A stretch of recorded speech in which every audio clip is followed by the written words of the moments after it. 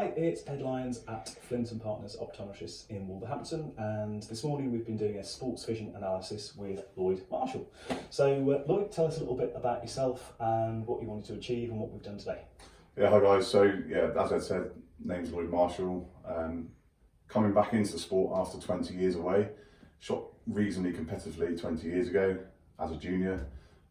Lucky enough now to have a sponsor that is looking after me, Optics Warehouse, so big thanks to them. And the big difference between 20 years ago and now is the fact that I wear glasses. So obviously we've come to see Ed to try and help me out as much as he possibly can. Perfect. So yeah, so Lloyd is a spectacle wearer now where historically he wasn't, and back in sort of the old days, the shooting glasses that we used were the good old Oakley M frames, which are absolutely brilliant. But now we need to try and find a prescription solution to help maximise the visual aspect. So what we've done today as well is we've used our synaptic sensory station to look at 10 key visual skills for Lloyd. So we're not just looking at how clear his vision is in high contrast environments, but we're also looking at his contrast sensitivity, so his ability to pick out targets in either poor light or tricky backgrounds. Also looking at depth perception, his eye focusing speed, so his near fast quickness, his perception span and multiple object tracking, so that is an assessment of how good he is at engaging with multiple targets in different aspects of his vision rather than just in the exact central part. Lloyd is lucky in a way that he's actually got really good eyes, so he's actually able to pick out detail that other people can't.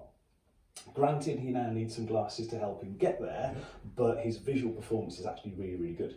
But when you often think about vision, we generally think of it as a very passive thing, insofar as if you can see clearly, that's it. But we know that for somebody who's got aspirations to get back to the highest level, there are other different areas of his vision that we can assess and analyse and actually improve. So as we were saying, we've gone through this aspect of the sensory station where we're looking at his perception span and his object tracking.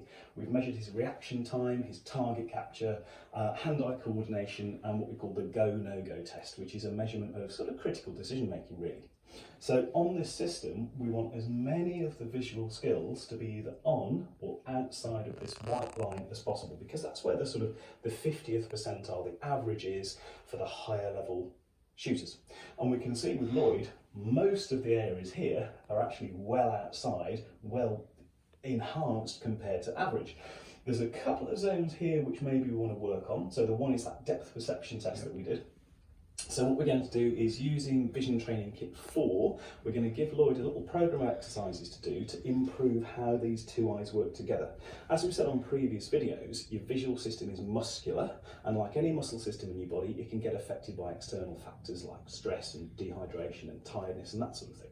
So what we're doing with this Vision Training Kit is actually giving him the tools to improve how his eyes work together, and also that will help to improve and enhance that depth perception. We're also going to use 6 months worth of training on the app, so the areas that he's actually already really good at, he's going to be able to get better. So we're trying to find little marginal gains from 10 different areas of Lloyd's vision to make sure that we can perhaps give him a target or two over 25, 50, over 100 birds, because that's going to be potentially the difference between a podium place and being absolutely nowhere. And we know, as we said, that Lloyd's got really good eyes. We just want to try and make sure that everything else is better. So from a glasses perspective, these Oakleys are really, really nice, look really stylish. The problem with them is they do sit a little bit low, so sometimes when we're shooting we might find the top bar gets in the way. Also, they're not going to be an impact resistant product either. So what we've done is we've gone on to the Pillar 580, which I've somehow managed to leave over here. Thank you, Rick. So this is the 580X Carbon, and this is the design that we've chosen to use for Lloyd.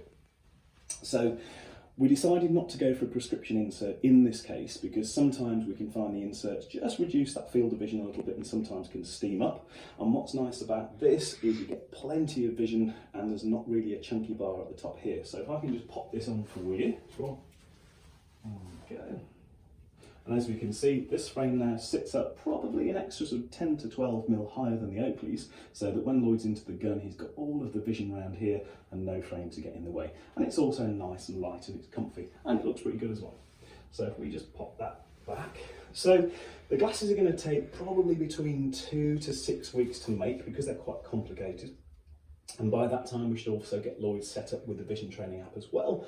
And from the results today, I'm really sort of looking forward to how well you progress in the sport. Too, yeah. So big thanks to Optics Warehouse. Check out their YouTube channel. I've just subscribed. There's loads of really interesting stuff on there. So give them a follow.